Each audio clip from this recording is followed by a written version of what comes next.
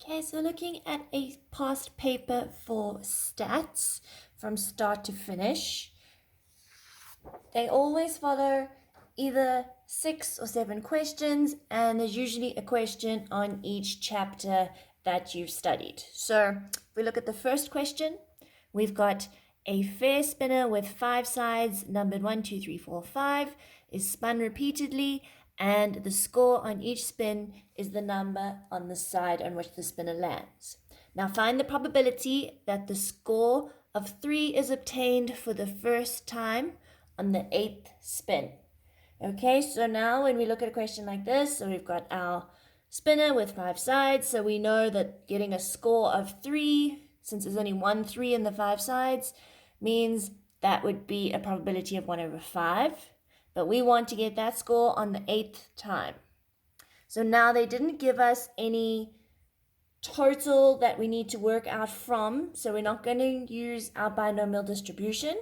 We're just going to use our straightforward probabilities, and getting it on the 8th spin means that the first 7 of them were not 3s, and then the 8th time there was a 3. So all the other numbers that aren't 3s is 1, 2, 4, and 5. So there are 4 numbers out of the 5 sides, and we would have gotten those the first 7 times. So because it's that, times that, times that, times that, because each time we did not get a 3, and then on the 8th time, I did get a 3. So that's going to be 1 over 5 for my next time. So there's the first 7 that aren't, and then the 8th one is. And when I type that in my calculator, I get my answer. And that's it.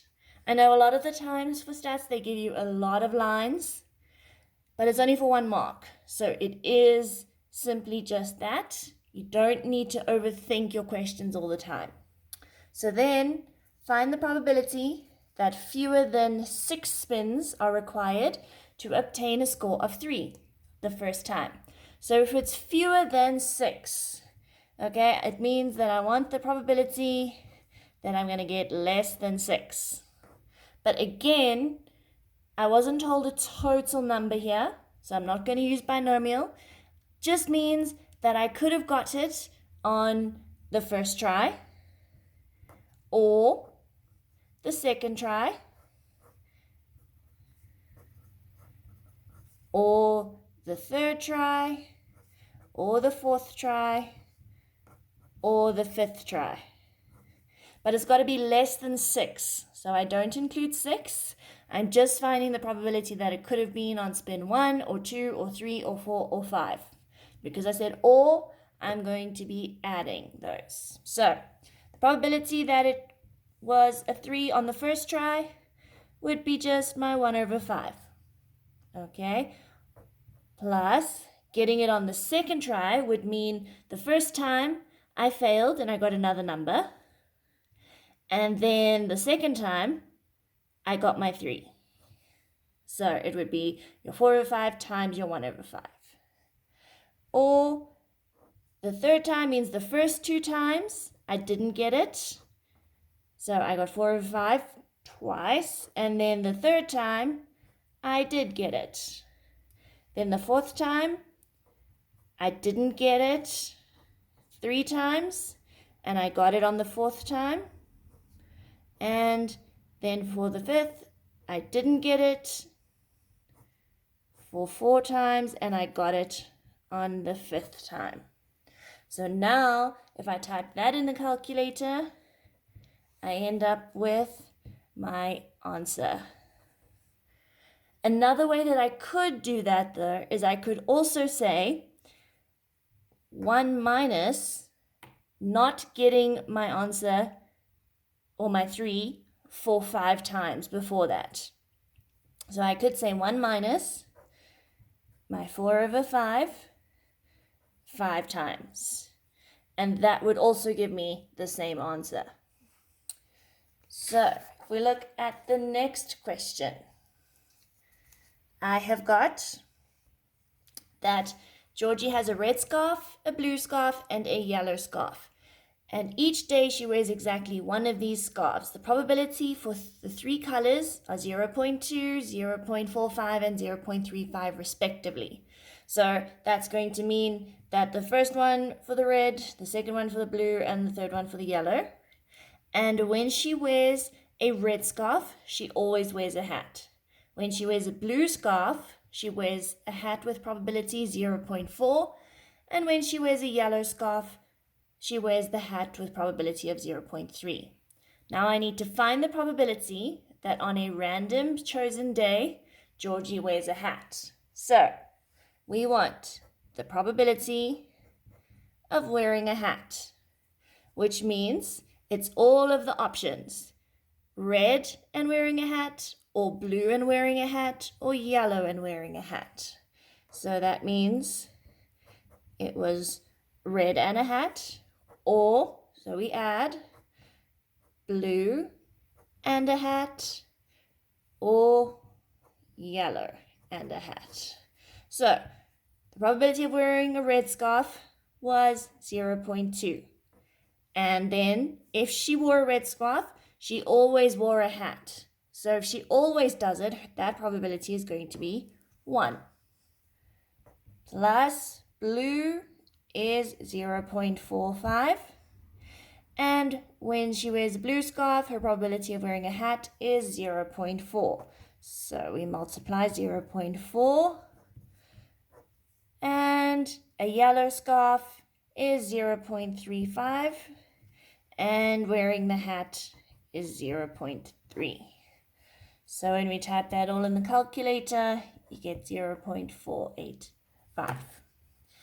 So then I need to find the probability that on a randomly chosen day, Georgie wears a yellow scarf given that she does not wear a hat.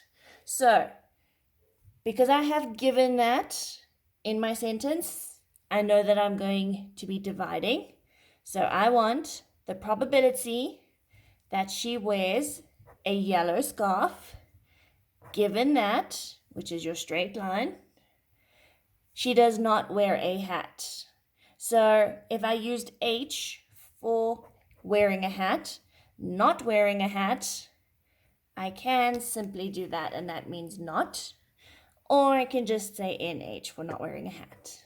But that means when I have a given that thing, I'm going to take both of them together, so the yellow scarf and not wearing a hat, divided by just the given that part. So the given that was not at wearing a hat. So it's the probability of yellow and no hat divided by the probability of just no hat.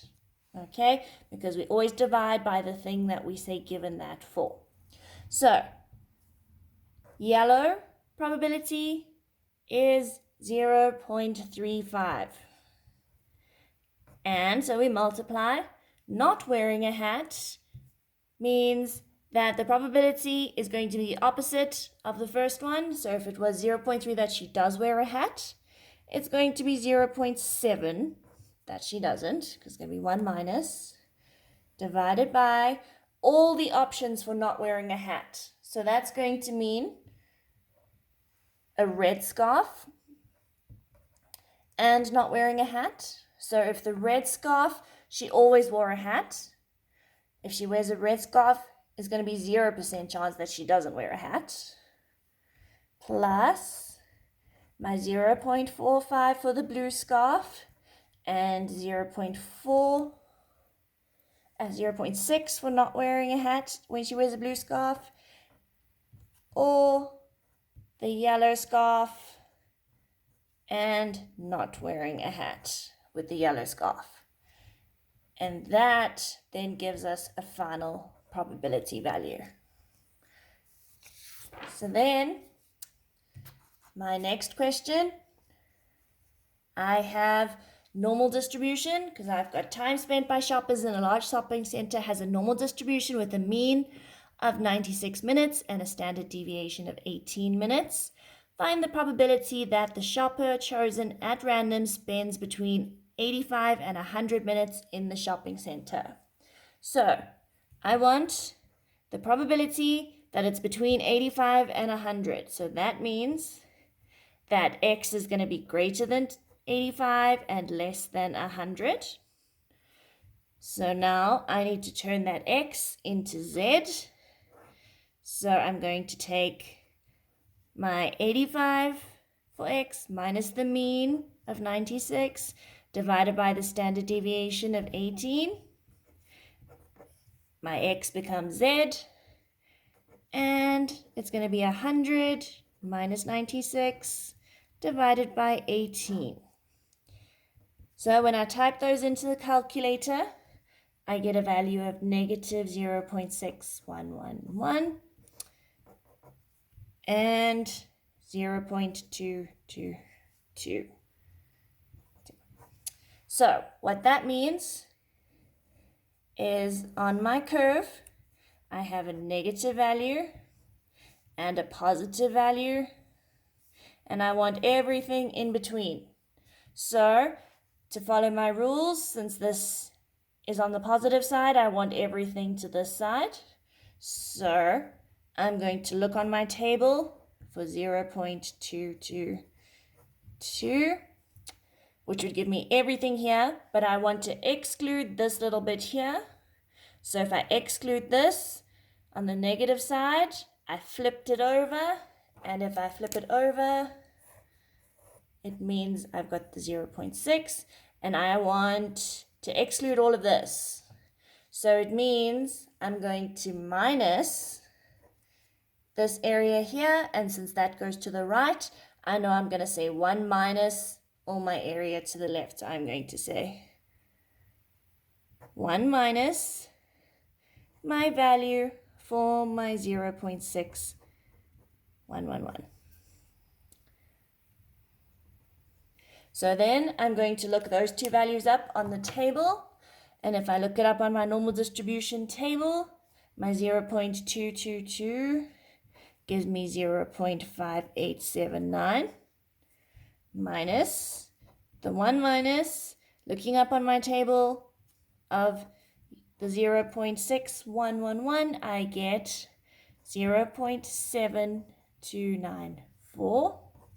And when I type that in my calculator, my overall probability, 0.317. So then I've got 88% of shoppers spend more than T minutes in the shopping center. So now I need to find the value of T. So I want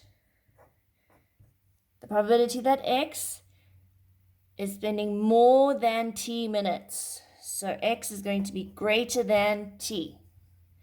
And that's 88%, which is 0.88. So now if I want more than, I know that more than is going to the right-hand side. So if I draw a curve,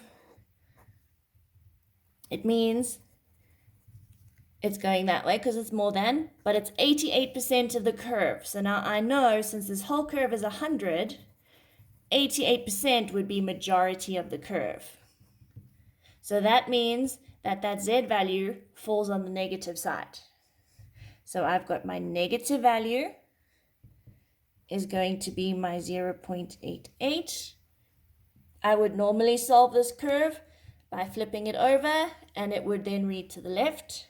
So I simply take my 0.88 and I read the inverse of that on the curve, and I end up with a Z value of negative 1.175. And then I'm going to take that Z value and I would make that equal to my T minus the mean over the standard deviation. And then I can solve for T to get my final answer. Okay, so then I have the random variable X takes the values 1, 2, 3, 4 only. The probability that X takes the value X is Kx 5 minus x, where k is a constant, and we need to draw up a probability distribution table for x in terms of k. So, drawing up my probability distribution table, I always have my x value, and in this case, it's 1, 2, 3, or 4.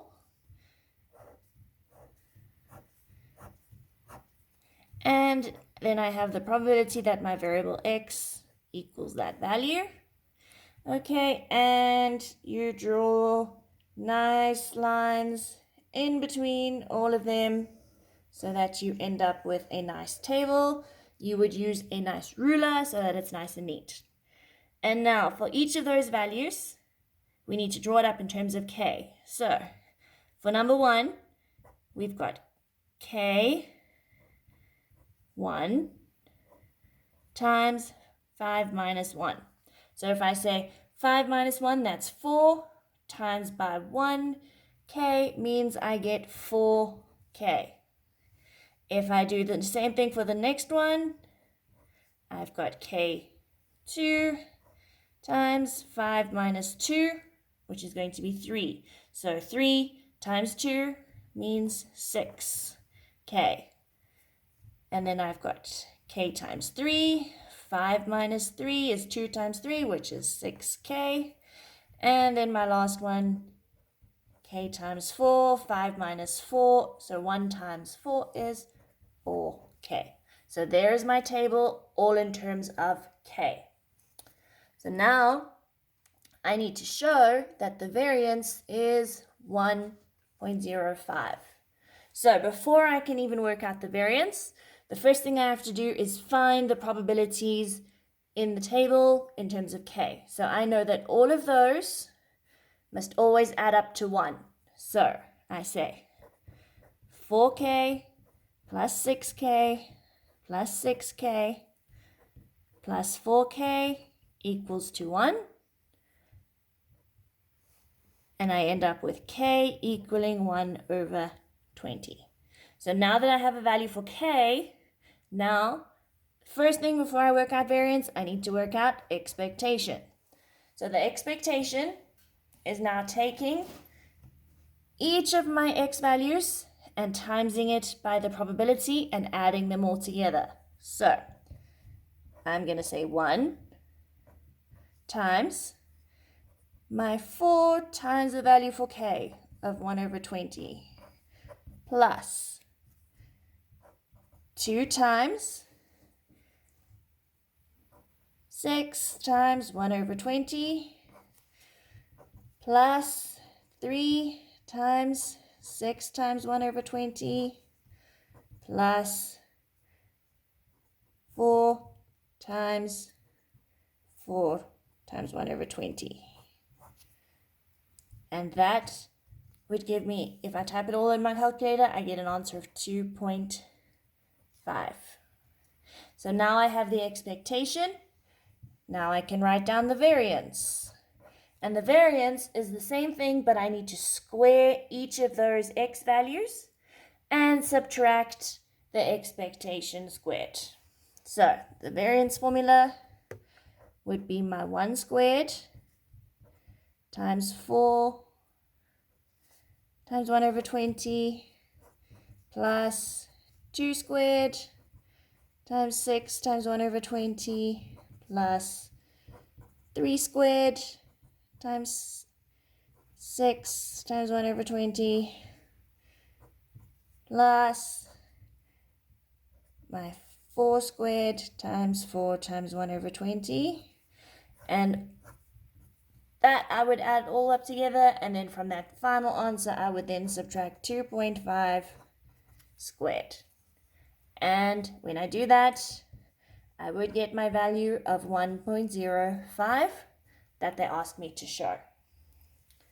Okay, so that's our probability distribution. So then our next question, we have got drawing up a cumulative frequency graph. So usually they're going to ask you one of your graphs, either cumulative frequency or histogram or stem and leaf or box and whisker. in this case, we've got cumulative frequency. But the first thing I notice is in the information that is given, I've got the driver records, the distance traveled in each of 150 journeys, and then the distances are correct to the nearest kilometer and summarized. But that table is not continuous because you can see I have dashes instead of greater than or less than signs. So I know that I need to make the starter continuous before I can do anything. So 0, I can't get any lower than 0 kilometers. So 0 is going to stay as it is.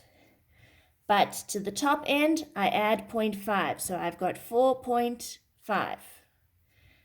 Then from that side, I subtract 0.5. So I end up with 4.5. The top would become 10.5.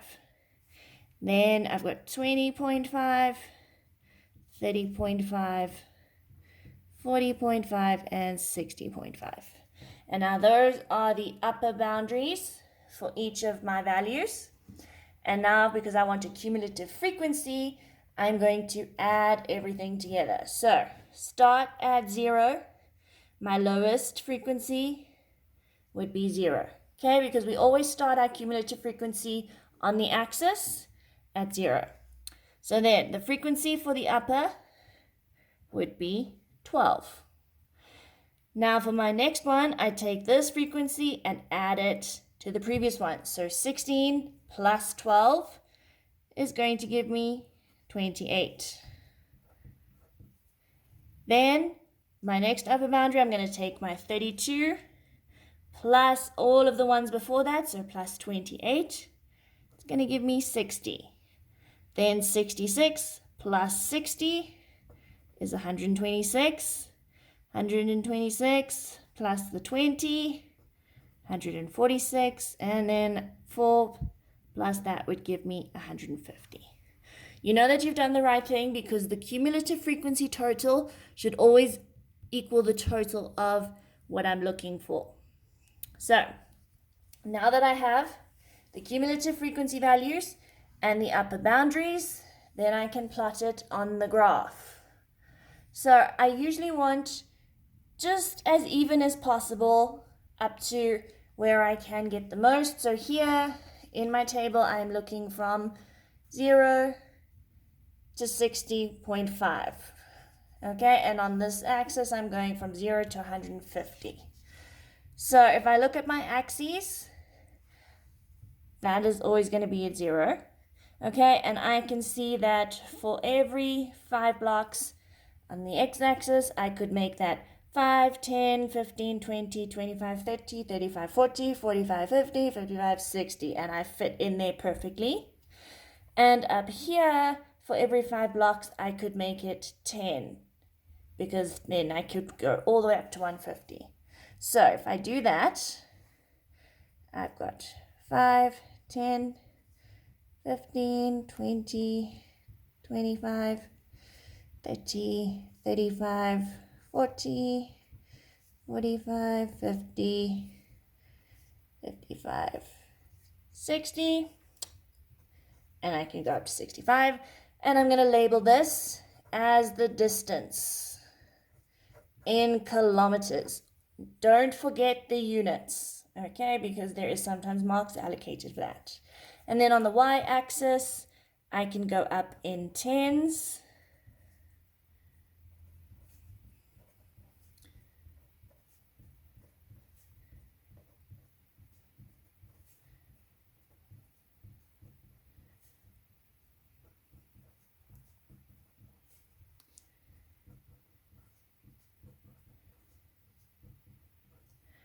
and I'm going to label this as cumulative frequency.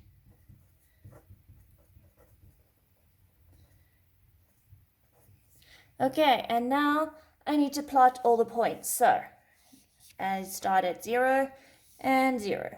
So I plot my point. Then I've got at 4.5, I want to plot 12. So I find my 4.5 and I plot 12 at 4.5. And then at 10.5, I'm plotting 28. At 20.5, I am plotting 60. At 30.5, I am plotting 126.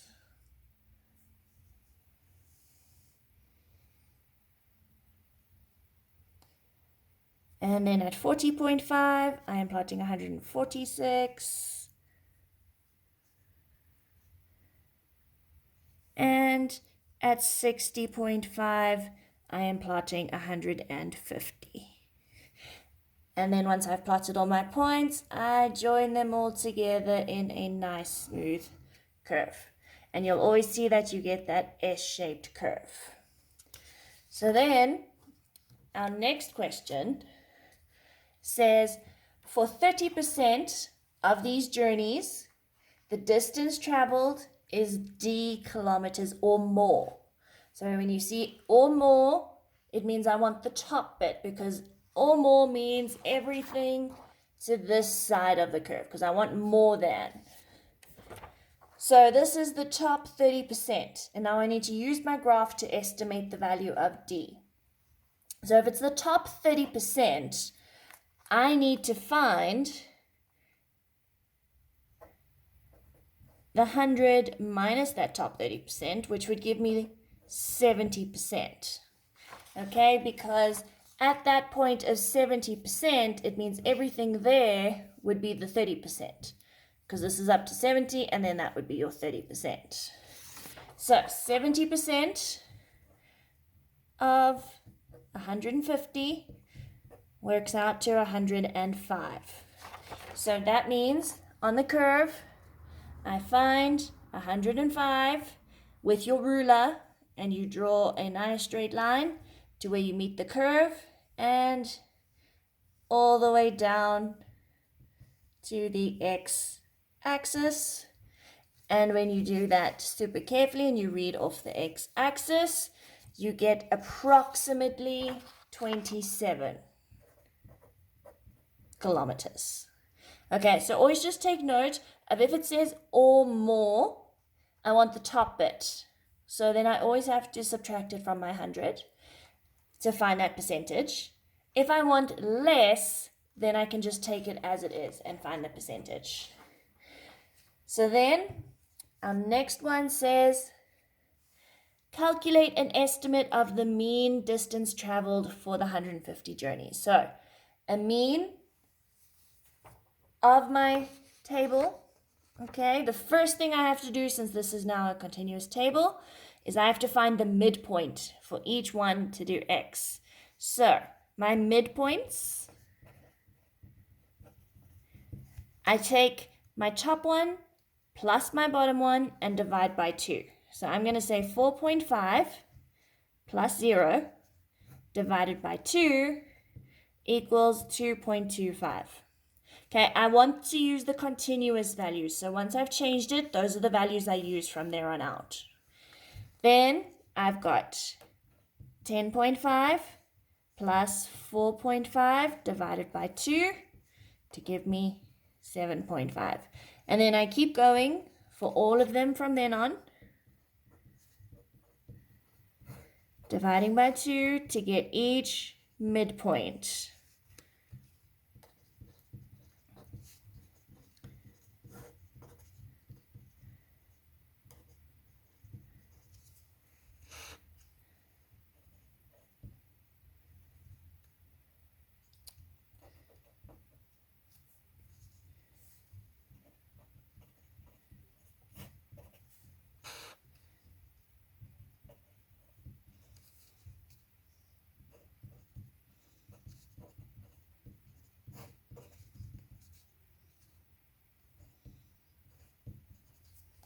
Now that I've got all the midpoints, then to find the mean, I am going to take each of those midpoints times their frequency and add them all together, divided by the total. So for my first one, my midpoint was 2.25, and that frequency was 12. So I'm going to say that times 12 plus my next one is going to be 7.5 times the frequency for that next one, which would be 16, plus 15.5 times 32, plus 25.5 times 66, plus 35.5 times 20, plus 50.5 times 4. So now remember here, you use the original frequencies, not the cumulative. Okay, the cumulative is only for drawing the graph. These, it's a midpoint times each individual frequency that we've got. And then you're going to divide all of that by the total of 150. And when you type that all in your calculator, you should get a final answer. Okay, so then our next one, we need to find the total number of different arrangements of the 11 letters in the word caterpillar. So I have 11 letters that I am arranging. So I know that I'm going to have 11 factorial for the letters. But there are repeat letters in here because I can see there's 2 A's, there is 2 L's, and there's 2 R's. So I need to remove those repeats. So I divide it by 2 factorial for the A's, 2 factorial for the L's, 2 factorial for the R's. And when I type that in, I get a final answer in my calculator. And then it says find the total number of arrangements of the 11 letters in the word caterpillar in which there is an R at the beginning and an R at the end, and the twos are not together. So I have to have an R in the beginning, then all my other letters, okay, which is going to be 9 other letters, and an R at the end, okay? And the 2 A's are not together. So the easiest thing to do would be to find where they are together and subtract it from the total. So now the R's have a set place at the beginning and the end. So we can totally ignore them because they don't need to be arranged because they're already there. So our total now would just be all that's left. So there are 9 letters left to be arranged in the beginning, from there to there. Okay, we removed the R's from the word. So the only repeats left are the L's and the A's. So I still need to remove my repeats of the 2 L's and the 2 A's. But I can ignore the R's now because they're not included in the 9 letters. And then from that, I'm going to subtract if the A's are together. So if I had an A there and an A there, and they were together as one thing.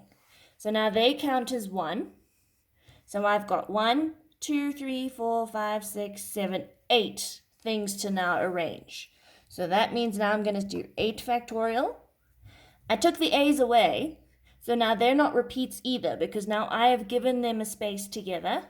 So now the only repeats left in those other letters would be the L's, and there was 2 of those.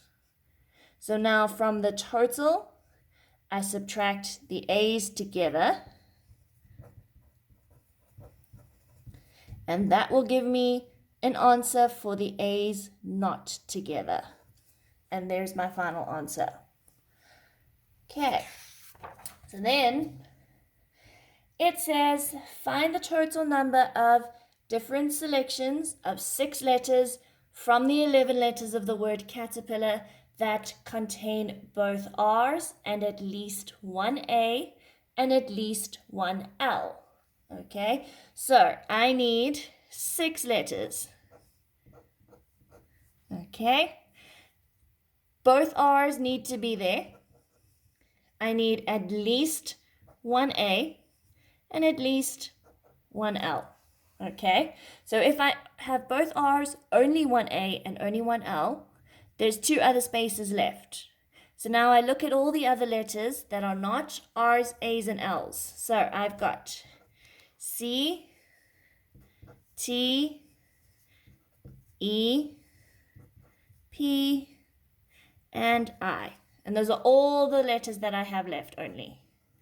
And those letters can fill those 2 spaces that I have remaining. So now there is 1, 2, 3, 4, 5 letters that I have. So out of the 5 letters, I can choose just 2 to fill up the space. But I have other L's and I have other A's. So I could have my 2 R's. I could have an A, 2 L's, and then a space. Or the 2 R's, 2 A's, an L, and a space. Or 2 R's, 2 A's, and 2 L's. So now here, there's only 1 space that I want to fill with these other letters. So I'm going to 5C1. The same here, 5C1. And here, all the spaces are filled. So I've got nothing left to choose. So this is now just 1 option. If I say 5C2 in my calculator, I get 10. 5C1 is 5, and 5C1 is 5. So now I could have this, or this, or this, or this, which means I add. So I've got 10 plus 5 plus 5 plus 1 to get all of the different options. Okay, and then I have 400 students at a school in a certain country, and each student was asked whether they preferred swimming, cycling, or running, and then the results are in the table. A student is chosen at random. Find the probability that the student prefers swimming. Okay, so now I need to find all of the students that are swimming. So there is 104 females plus 31 males out of my total of 400 students to give me a probability. Then it says determine whether the events the student is male and the student prefers swimming are independent and justify your answer. So for independence, I know I have to work out probability of the student is male separately, probability that the student prefers swimming separately, and then both together. So the probability of male, there is all of those added together is 180 out of 400. The probability that the student prefers swimming is all of those added together out of the 400. And then the probability that the student is male and prefers swimming means I'm only going to look at the males that like swimming. So there's only going to be 31 out of the 400. So now for independence, I say the probability of M and S is going to equal the probability of M times the probability of S. And I see if they are equal. So M and S is 31 out of 400. M is just 180 out of 400 times S is 135 out of 400. So now I've got my 31 out of 400, and if I times those together, I get an answer of 243 out of 1,600. And now I can see that those are not equal, so therefore they are not independent.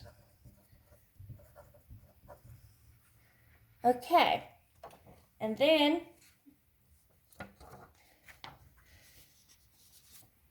if we look at the last bit of questions, I have On average, at all of the schools in the country, 30% of the students do not like any sports. So 10 of the students are selected at random, and find the probability that at least 3 of the students do not like any sports. So I've been given a probability. I've been given a set number. So now I know that I can use my binomial distribution because I want the probability of at least 3. So that means 3 is my minimum and I want everything more than that. So it's going to be greater than or equal to 3 because it's at least, so 3 or higher. So now that means I want 3 or 4 or 5 or 6 or 7 or 8 all the way up to 10, which is quite a lot. So it's easier for me to say 1 minus everything that's not included. So if I want everything from 3 upwards, the only thing not included is 0, 1, and 2. So I'm going to say 1 minus the probability of 0, 1, or 2. And now I can use my binomial formula. So I can say 1 minus probability of getting to 0 is everything that we don't want to our power. So 0.7 to our power of 10. Or 1 is going to be 10 C1, 0.3 is my probability of success to the power of 1 times 0.7 to the power of 9 plus my 10 C2, success of 0.3 to the power of 2 times 0.7 to the power of 8. And that's going to be, if I work each of those out, I get 0.028248 plus 0.121061 plus 0.233474 to equal 0.617. It's always better if you do each one separately as your numbers and show them before you just do your final answer. Because the more you show, the more likely you are to get your method marks. Okay? Because if you made one slight mistake and your final answer was off, then you wouldn't be getting those marks because you didn't show all of that. So the more you write down in your stats exam to show exactly what you're doing step by step, the more likely you are to get method marks. Okay, so then our last question is 90 students from this country are now chosen at random. Use an approximation to find the probability that fewer than 32 of them do not like any sports. So I want an approximation, and I know that for approximation to normal distribution, the first thing I need is a mean and variance. So from our binomial, mean is going to be n times p. Variance is n times p times q. So now the n is 90 and p is 0.3. So that gives me a mean value.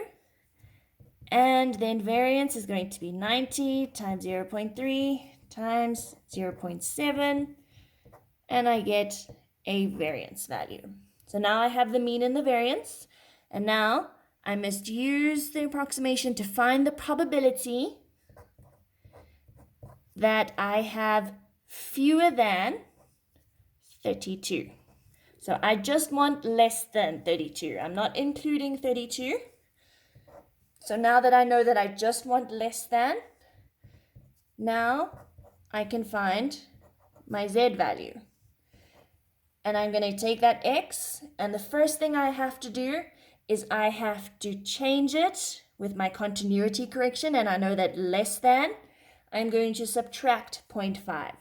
So I say 31.5 minus the mean I just worked out, divided by the standard deviation, which is the square root of my variance. And that would then give me a Z value of 1.035. And now I know that I want that positive number and I want everything less than. So that satisfies everything to the left. So I'm just going to look up my 1.035 on my table to get my probability. Okay, so now those were all 7 questions. Now remember, you have 1 hour and 15 minutes to complete this exam. So I just went through the whole paper, start to finish, with you, and it took about 45 minutes for me to explain.